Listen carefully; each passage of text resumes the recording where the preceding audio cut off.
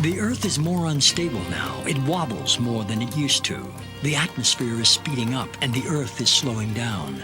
The Earth's core is getting hotter. The magnetic north is changing. The sun is more active and older than we once thought. Everything is more unpredictable, and humans seem always willing to push things to the limit.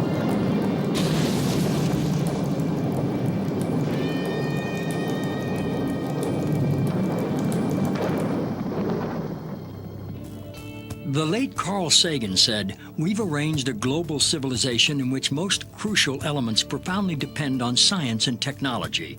We've also arranged things so that almost no one understands science or technology. We might get away with it for a while, but sooner or later, this combustible mixture of ignorance and power is going to blow up in our faces."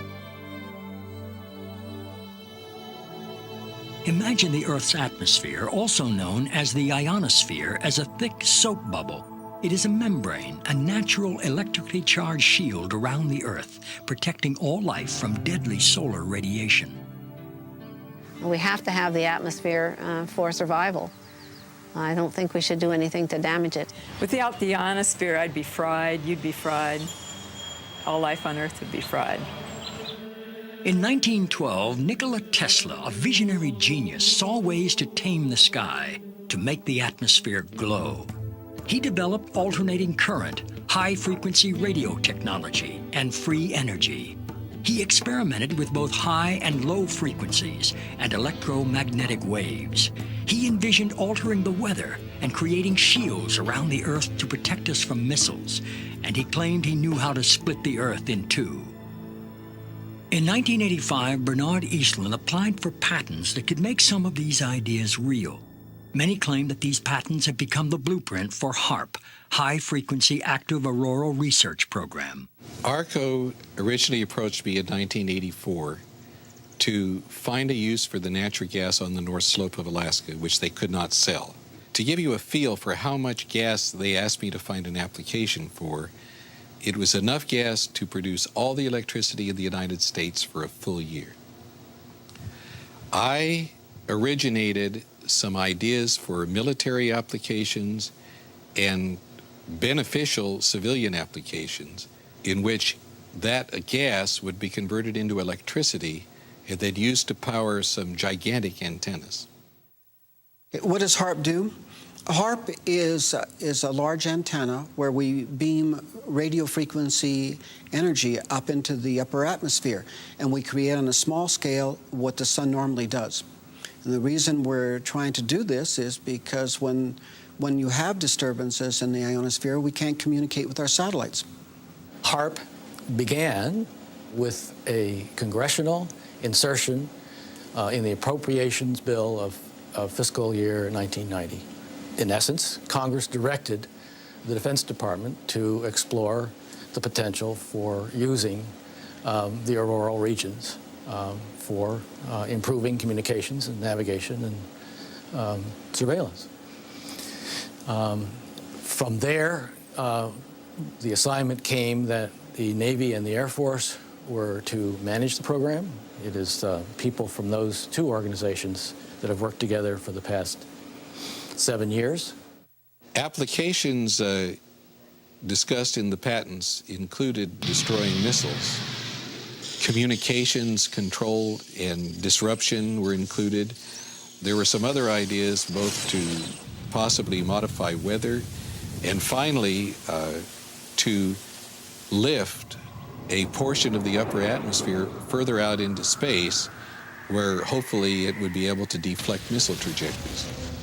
What we do by beaming up radio frequency up into the ionosphere, that radio frequency, when it hits molecules of atmosphere, it tends to make the subatomic particles inside move faster, and that increases their temperature. So you can bring their temperature up to 1,600 degrees or so, which is normally what the sun does to those particles at that atmosphere. The ionosphere of the Earth has got enormous amount of energy. There are 8,000 thunderstorms going on all over the Earth at any given moment. There are millions of amperes of electricity pouring to the Earth from lightning strikes, and HAARP could create a trigger effect. In 1983, I did radiotomography with 30 watts, looking for oil in the ground. I found 26 oil wells over a 9-state area, and 100% of the time was accurate with just 30 watts of power beaming straight into solid rock. HAARP uses 1 billion watts beamed straight into the ionosphere for experiments. Picture these strings on the piano as layers of the earth. Each one has its own frequency.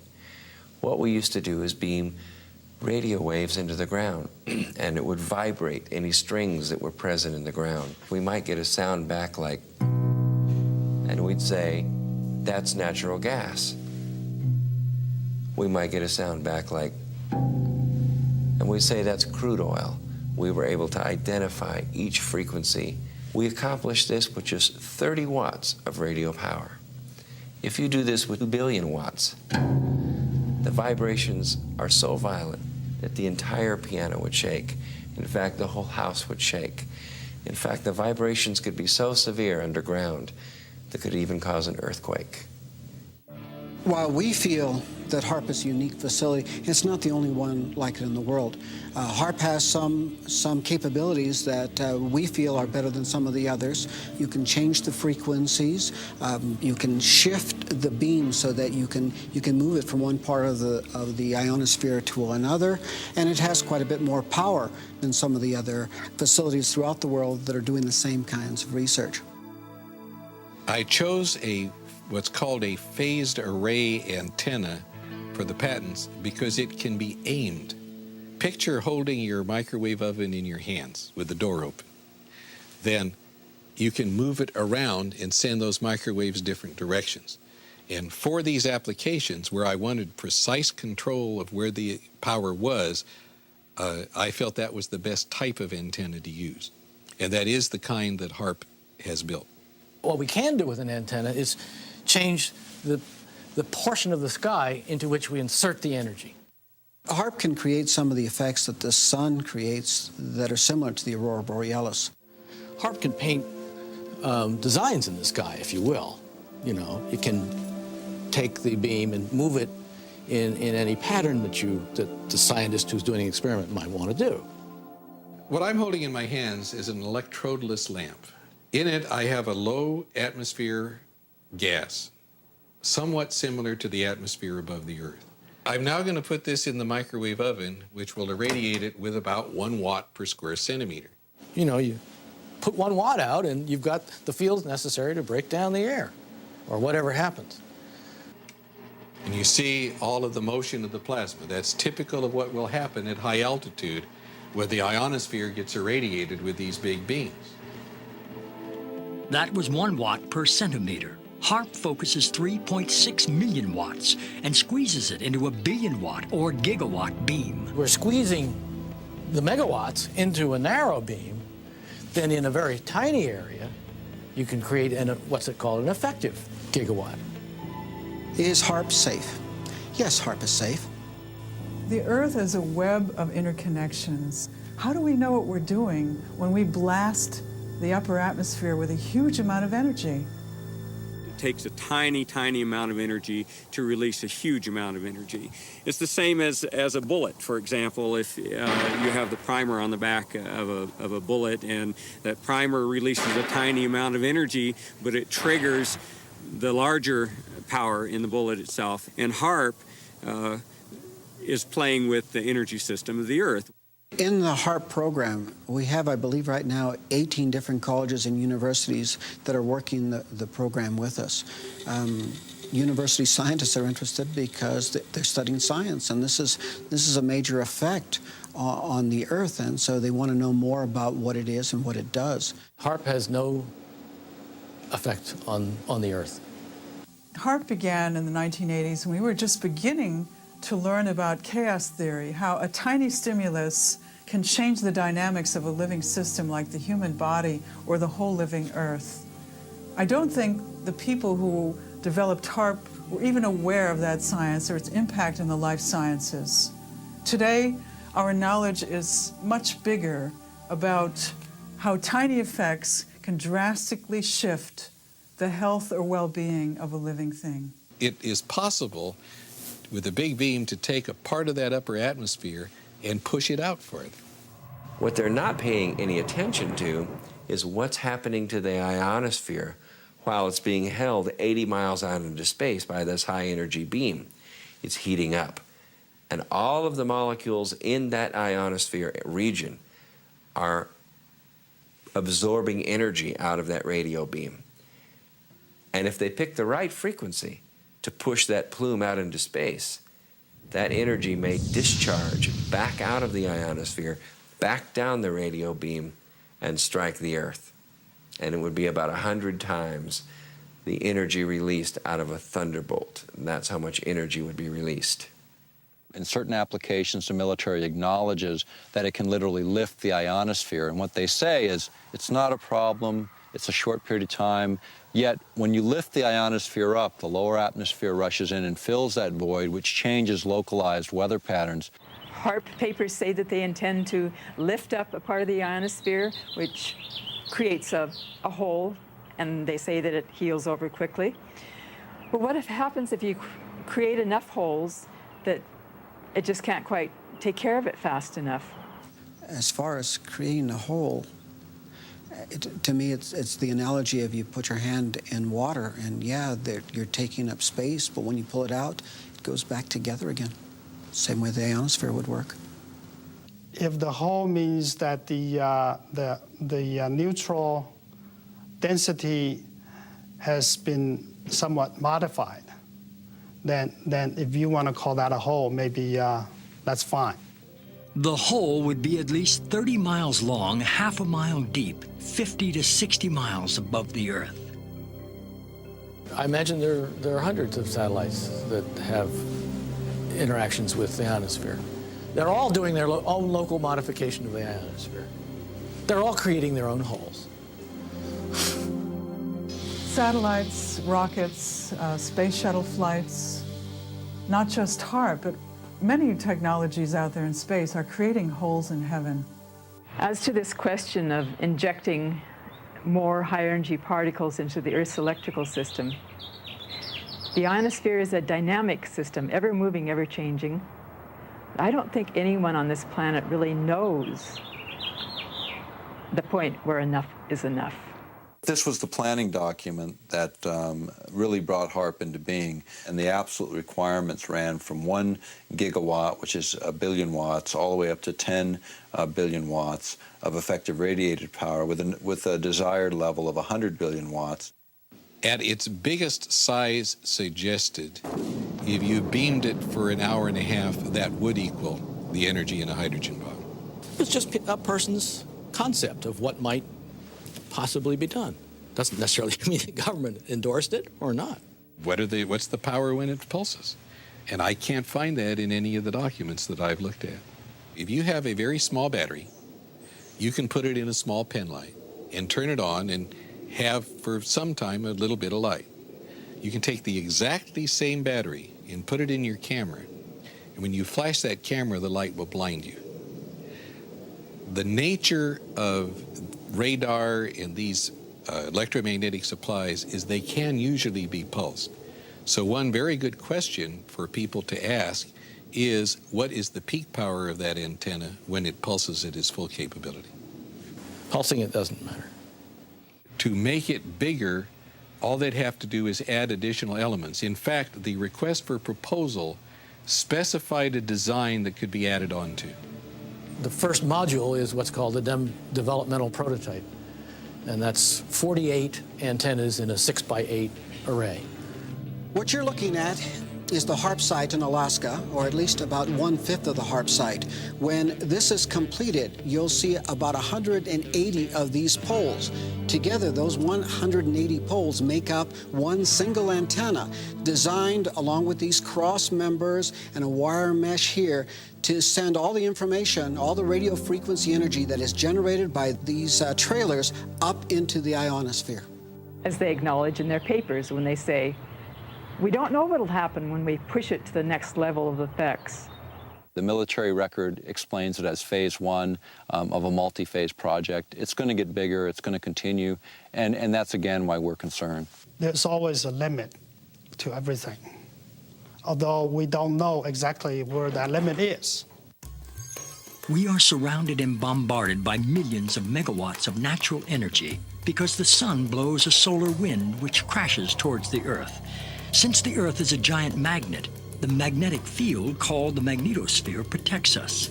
HAARP's original patents were designed to distort or alter the magnetosphere. It's interesting to compare humans and the Earth. The Earth has a magnetic field. Humans actually generate a magnetic field too, especially in our hearts and brains. Every cell in our body has a powerful magnetic substance called magnetite, which responds sensitively to magnetic fields in our environment. If HAARP is altering the magnetosphere, which is the magnetic field of the Earth and all around it, surely this will have an effect on our health and on our physiology. HAARP's combined antennae generate a focused billion-watt high-frequency radio beam, which penetrates the lower ionosphere and interacts with the currents of the auroral electrojet. During this modification, this pulsing beam stimulates the ionosphere, creating ELF waves which can move great distances through the lower atmosphere and penetrate into the Earth to find missile silos, underground tunnels, and communicate with hidden submarines. There's a current flowing through here called the auroral electrojet. You deposit energy in there, you're changing the medium, okay, and you're changing the current, and you're generating ELF and VLF waves. In simple terms, the electrojet is a river of electricity high above us. And a paper that I've read recently adds to the indications that they intend to cause it to dip down closer to the Earth so it can be tapped for a huge electrical power generating station, which is insanity because they don't know what they're dealing with. They're dealing with the planet's electrical system. The electrojet affects global weather. Sometimes during a magnetic storm, for instance, it touches the Earth. It can knock out telephone cables and power grids. What HAARP is capable of doing is to modify the electrojet. By modifying the electrojet, that current in the ionosphere, it has a capability of generating low-frequency waves. What essentially the system does that's different is instead of the radio frequency energy dissipating as it goes up from the antenna array, it's actually focused. And the larger the antenna array, the higher they can focus the energy.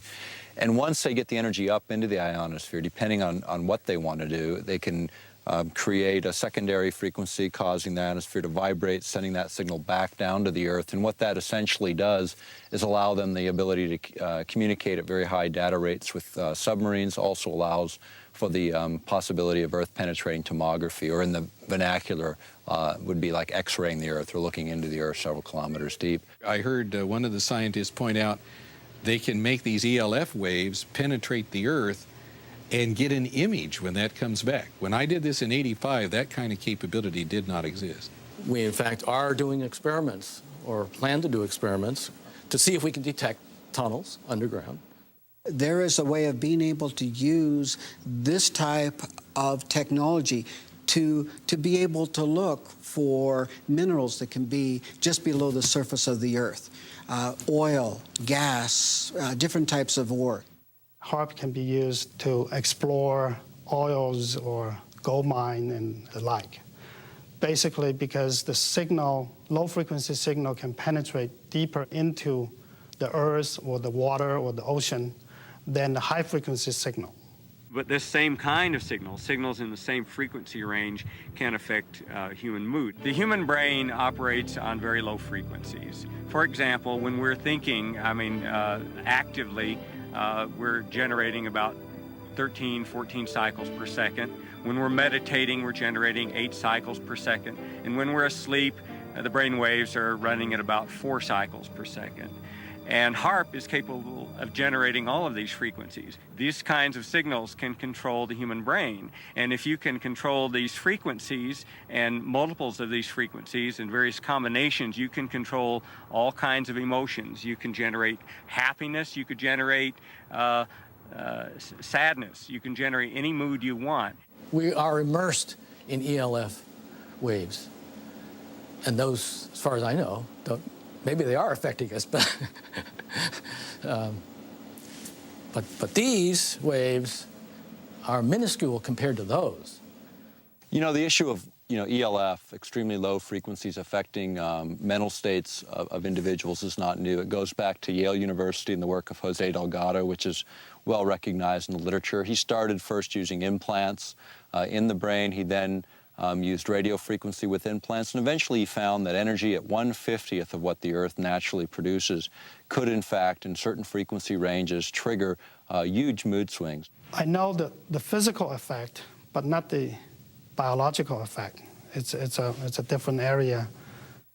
I was considered a child prodigy in electronics. My entire life has been devoted to the study of the effects of electromagnetic energies on the human mind. When I was 13 years old, I invented a device that transmits sound to the human brain using electromagnetic waves. So this is my field. I've been studying this field for over 40 years. And HAARP scares me because I know what it can do. I know that HAARP can be used to control the human mind. I'm not sure that the people involved with HAARP are aware that humans are made up of energy, that the energy fields of Earth and humans are closely aligned. I don't even understand what you mean by energy. Humans are made up of energy. What does that mean? Humans are like balls of energy. We're made up of electricity and magnetic energy, just like the Earth. Are humans made up of energy? Well, what do they say? We're 90% water, but the rest of it is an electrochemical, and that's a form of energy, yes. All living things are exquisitely sensitive to some of the lowest levels of energy. We just couldn't imagine this. And it's been the subject of hot debate. How can life be so sensitive to the tiniest amounts of energy?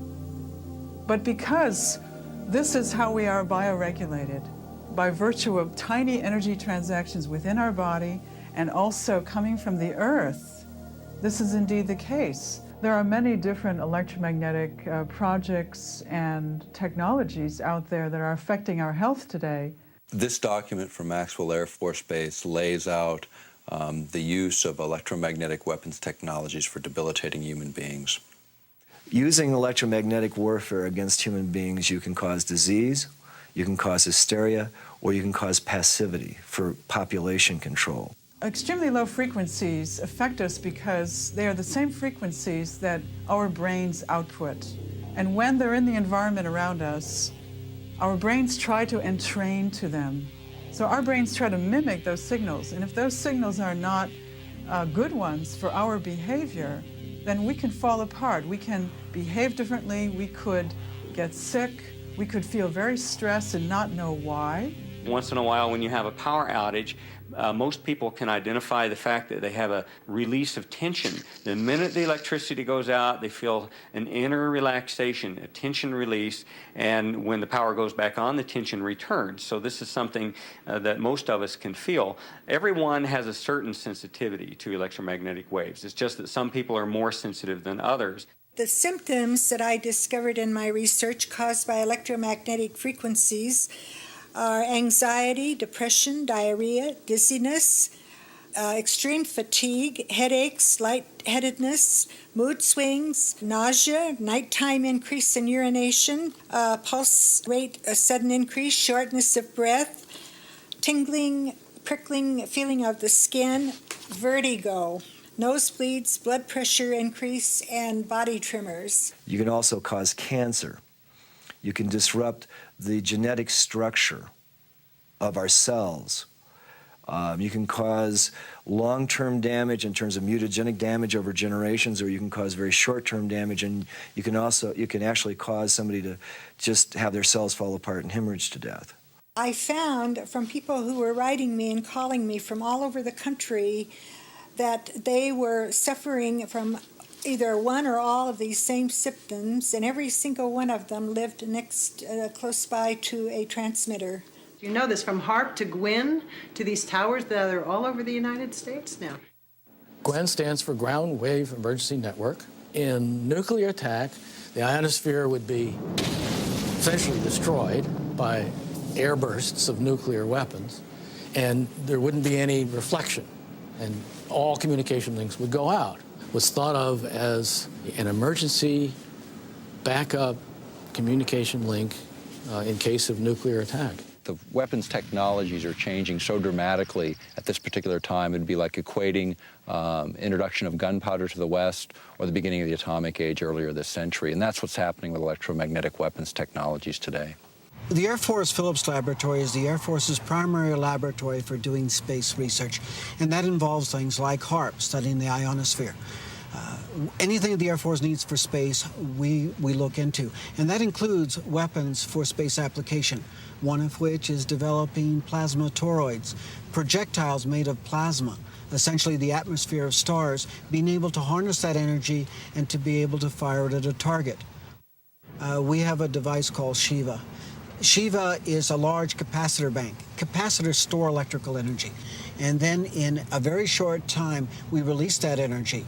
In about 100 millionths of a second, we will release the same amount of energy as the entire U.S. electrical production for that same instant in time, where the electrons rip from their orbits and you have a soupy gaseous mixture, thousands of degrees hot. Potentially a very serious weapon. Electromagnetic warfare can also be used in coordination with ionospheric warfare. After I had actually left the program in 1987, one of the last communications I had with ARCO indicated that there had been a contract awarded for ionospheric warfare studies. I have not heard of ionospheric warfare. I don't even know what the term means. In other words, using the ionosphere as an amplifier and as a broadcast medium. What we're actually doing with the ionosphere at that point is we're not just reflecting a signal, we are amplifying the signal. We are causing it to become much, much more intense, hundreds of thousands of times more intense than it would have been otherwise. We're broadcasting that signature over a large area of the Earth. HAARP says it's not producing a weapon. HAARP cannot be used as a weapon. Some of our critics have argued that HAARP is only the beginning and could be a major weapons system. That just isn't true. What HAARP is basically a ground-based Star Wars weapon technology. I'm the Attorney General and Environmental Program Manager for the Upper Cook Inlet Environmental Protection Consortium. And we've been working on HAARP for many years. And they've located HAARP at Gakona because of the magnetosphere is closest to the surface of the Earth. And they need that magnetic pole to do their shots into the ionosphere and stratosphere. With HAARP and however long it's been on the drawing board, the people here haven't known about it that long. And it changed from one thing to another. And what a lot of people are not aware of is it's ground-based Star Wars technology. And the United States Congress has said that they quit funding Star Wars.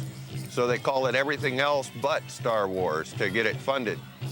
I just don't know whether it's an outgrowth of Star Wars. The application described in the 1991 patent would be such that if anybody were to fire a missile from any direction, anywhere, to another point on Earth, it would intersect this relativistic layer and be basically exploded.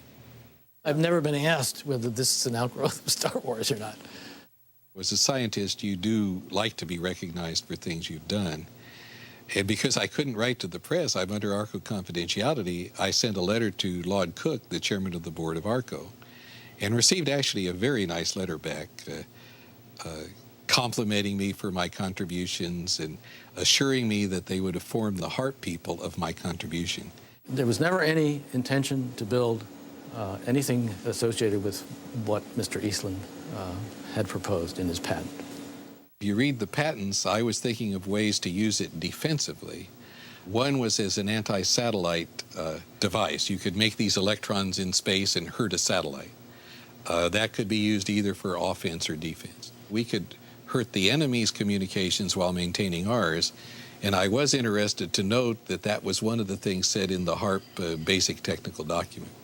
Star Wars was the state-of-the-art military technology of the 80s, but in the 90s and in the new millennium, it's going to be electromagnetic warfare. What we do know about electromagnetic systems and electromagnetic warfare is becoming even more interesting. As late as April 28, 1997, U.S. Secretary of Defense Cohen announced at University of Georgia that, in fact, geophysical warfare was becoming a more intense problem. In fact, they even speculated that terrorist organizations would have systems that could modify weather, create volcanic eruptions, or even cause earthquakes using electromagnetic waves. You know, earthquakes is another thing. We have had a lot of them, a lot of volcanoes more in the last few years. Whether or not that is just a cycle of happenings, because we've had a history of earthquakes and volcanoes throughout recorded history, but it just seems to me like that it's coming more often, and that there has to be some connection with some of the things that we as humans are doing to our Earth.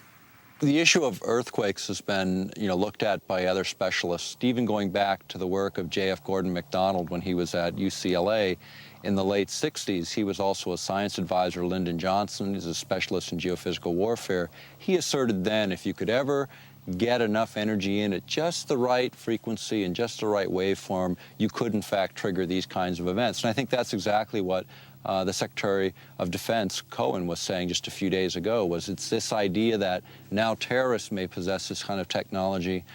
It's obvious. I mean, if we're concerned that terrorists have it, we certainly do. Back in 1912, Nikola Tesla said it was possible to split the planet by combining the correct vibrations with the resonance of the planet itself. The idea of affecting weather for many people, it gets to the point where you say, well, can that even be real? And when you go back in time, even to 1976, the United States, along with over 60 other countries, signed an accord where we agreed to not use weather manipulation as a weapon of war. This is before biological and chemical treaties, before many of the nuclear disarmament treaties. And yet, that was such a big threat in '76. Has the science progressed? Certainly. We're in this sea of energy. We're in a sea of gases. We're in a sea of particles that are charged. And they're moving constantly, just like a current in the ocean, just like the wind in the atmosphere. This current forms. And you draw and you attract these particles. Well, Wilhelm Reich attracted these particles. He pointed it at the sky and he said, you want clouds to be built there? You got a drought? He would point the device at that place and clouds would form there.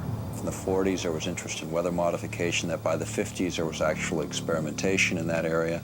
By the 1960s, that area had advanced substantially. Well, there have been programs with salting clouds, salting things with silver iodide, and there's been some experiments where people from airplanes threw chaff out, the little pieces of metal, and tried to get those to absorb power. We have done such damage to the thermal balance, to the hydrologic balance of this planet at this point. We are seeing more and more disasters. You have to watch the news. You have to notice these things. You can't just take Prozac and forget about it, and the next day you see the whole Ohio River Valley was just flooded. Billions of dollars of damage. Thousands and thousands, tens of thousands of people left without homes. And they actually say that they can make weather. Well, tell me, have you noticed any good weather here lately? The thing that people don't take into account is we are changing the entire density of our atmosphere, the viscosity of the atmosphere's ability to flow and be fluid, to be freely flowing. We're changing that. Today we have a number of technologies, not just HAARP, but satellites and other ionosphere heaters placed in strategic locations all over the world that can create the disruptions in lightning. Here's a paper that was recently unearthed that talks about creating what's called a highly ionized column up through the atmosphere. It might trigger lightning if lightning was ready to occur, and suddenly this conductor was thrust in the middle of, into the situation, then yeah, it could. If you beam this radio wave into the ionosphere and you continually charge it up, not only are you sending energy into the ionosphere, but you're providing a path for energy to come back down out of the ionosphere. In other words, they can create a massive discharge of lightning, bigger than anything we've ever seen on this planet. And if you aim the beam at the down, and it happens to be in a region where there's a lot of charge, you can initiate a discharge in that area, perhaps. Once a solar tap is formed and the ionosphere actually discharges, the electrons and energy will come from all over the ionosphere to that one point, and it will strike the ground in a bolt that is 100 times greater than any lightning bolt imaginable. And it will not just strike one time. It will strike 30 to 40 times a second until there are not any longer electrons or energy to flow from the ionosphere through that tap to ground. But when it strikes the ground, it will vaporize the ground, the water, or whatever it happens to hit, kind of like 3 or 4 Mount St. Helens volcanoes going off each second that bolt discharges. Now, admittedly, that's kind of far-fetched, but whenever you're doing experimentation and you're taking risks with large amounts of energy, you must responsibly look at the worst-case scenario, and that could be the worst-case scenario. Well, you know, everyone has to remember that the Earth is a living organism, a lot of living organisms, and things change. To not change is dead. And I believe that we are all electrically connected, and so when you start playing around with electricity, you're going to affect everything. And so I think we need to be very careful as to what we do, especially affecting humans, animals, and other life forms. Well, animals and birds are incredibly sensitive to electromagnetic energies. HAARP will not affect animals or birds. That's in the environmental impact statement. What I've heard about HAARP is that it can punch a hole through the atmosphere if they wanted to, and that it could disturb the migratory bird pattern. It'll mess with like traditional village life who depend on the birds for their food and everything. They shouldn't even build the machine if they don't know what it can do, because what if they just totally destroy the Earth with this HAARP machine? What are they going to think then? I think the biggest thing that scares me is that they don't know what they're doing. They're just trying it out. We don't know the results, and that's why we experiment. When people say they've never done this before, there's a lot of experiments that haven't been done. That doesn't mean we should get up and do them. I mean, none of us have put a gun to our head just to see what would happen either.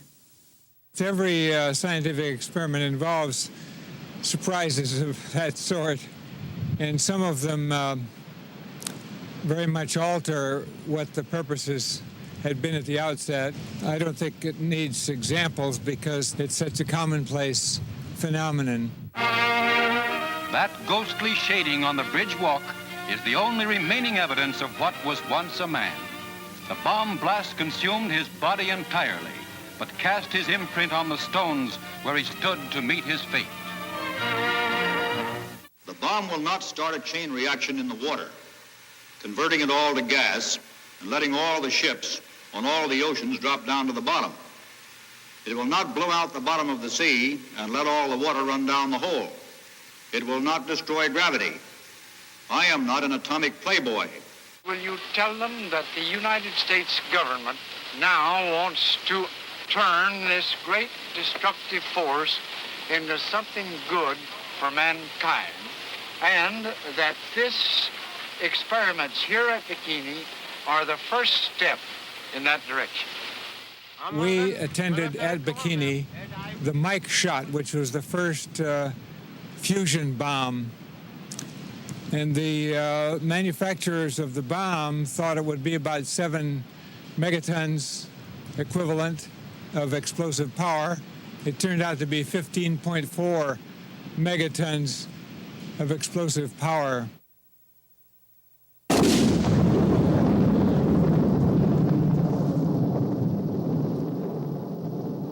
Their island was much more contaminated than had been presumed, and the radiation from that weapon contaminated the ocean. It's just like with DDT, remember?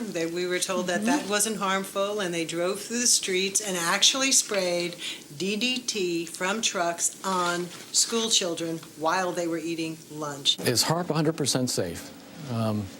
I don't think I would categorize any radio transmitting system as 100% safe. We have made it as safe as we can. We have followed all the standards. that are applicable. There are no standards because we have no intimate knowledge of how Earth and life work together.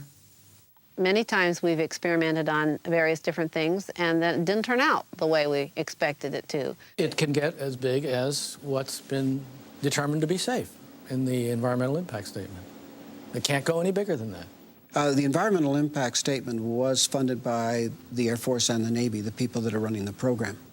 When you look at the Earth itself, you think about the Earth and how it releases energy naturally. You can look at earthquakes and what we know about them over 30 years is they're increasing in depth, frequency, and magnitude. You can look at weather patterns. And what everyone knows, at least in this country and most of the world now, is weather patterns are going through dramatic shifts that are blamed on any number of factors.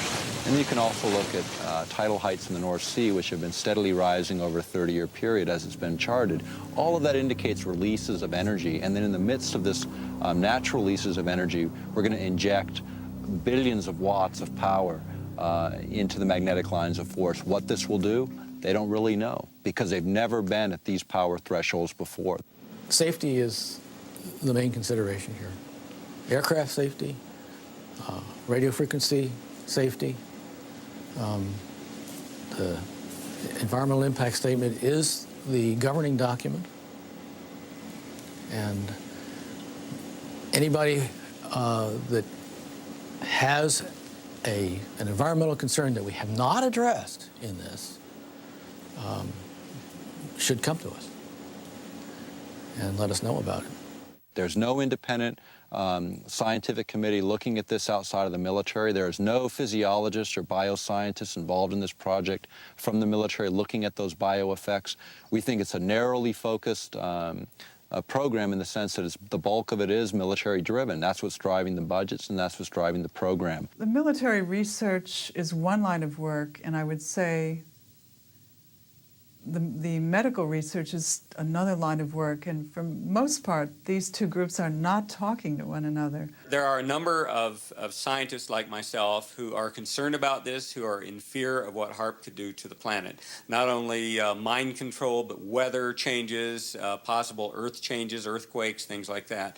And we all need to band together. We need to contact each other over the internet. We need to lead a discussion on this, and scientists need to contact their government representatives and tell them what they feel about this. Our critics have talked about HAARP and some of the problems they perceive. If anyone, any group, individuals, whatever, were concerned, they're welcome to tour the site. They're welcome to put together an independent team of their experts to come onto the site and to review what it is we're doing. We have absolutely nothing to hide. We need to bring in people from all walks of life to study the possible consequences of this technology. We don't know the effects. I don't think we should move blindly forward and just do these experiments. We were recently invited to Brussels to speak to a group of parliamentarians in an organization called Global International. And we were able to present HAARP as an issue to over 60 parliamentarians from 40 countries. And what was important is it really was the first time many of these folks had heard much about this project. But I can tell you that the international interest has been growing. The scientific community is starting to wake up to the issue. And what we're seeing is more people willing to go forward and speak out. I'm concerned that the people who understand that all life is interconnected aren't the people that are making the decisions about these experiments on our ionosphere. What air I breathe, everybody else breathes. Water and air and the land are life. Let's do what we have to do to protect it. As living systems, we're open systems, and we can't draw the line between where our boundary stops and where the boundary of the non-living domain begins. The Earth is a living organism. It's not something that's really outside of us. It's really an intimate part of who we are. And when we destroy it, we destroy ourselves. I have always asked that if anybody has a problem, come and let us see what the problem is. And if it's something we haven't addressed that we should have, of course we'll address it. The problem with government and the people right now is that people don't trust the government, and they have good cause not to, because so many times over the years they've not told them the truth. Well, the planet's electrical system is not there for us to exploit for Department of Defense purposes. It's there as a part of a whole beautiful, harmonious, interconnected system that supports all life on this planet. And we don't know everything that there is to know about it. It's not up to me to determine that it is or is not a valid expenditure of taxpayers' funds. It's not my call. And if Congress gives us the funds, evidently they believe it's worthwhile. I'm told to do this, and we are doing it. Those people who are in government, they tell me a lot of times that they're just following orders. My response is, so was Heinrich Himmler. He was just following orders. We're about to embark on another arms race. It's totally unnecessary. We're committing billions of dollars to this technology, and the question becomes is, where does it end? I mean, they figured $3 trillion on the entire nuclear adventure, and that's, 60% of the current national debt. Are we going to start that cycle again? Is it necessary to do that again? There's just no sense to make more of HAARP than there already is. It's intended to be for research, and that's all. So even though HAARP is small today, every major weapons program was small at its infancy. It's just we usually don't find out about them till 50 years later. In this case, we're finding out at the beginning phase, and this is a time for people to take and pay attention and look at this technology and determine, is this really a direction we want to go, and is it really necessary right now? HAARP is not a threat, it's a benefit. We also know that there are other very specific frequencies which are different from the war games frequencies, which can enhance healing, which can accelerate natural healing in our bodies, which can alleviate our mood disorders, which can help us get over depression, anxiety, and sleeplessness. The military has very different plans and asks different questions looking at the same system than the scientist who's interested in medical issues or healing the planet. It may not be that the Earth will die, but we will not be able to sustain human life on this planet if we continue to add one element of destabilizing technology after another. If we do not stand up for what we believe in, for the children, we're not doing our job. Perhaps true wisdom lies in knowing our limitations and that even the laws of nature are uncertain. In view of these technologies, we're left to wonder, do these experiments jeopardize our long-term survival?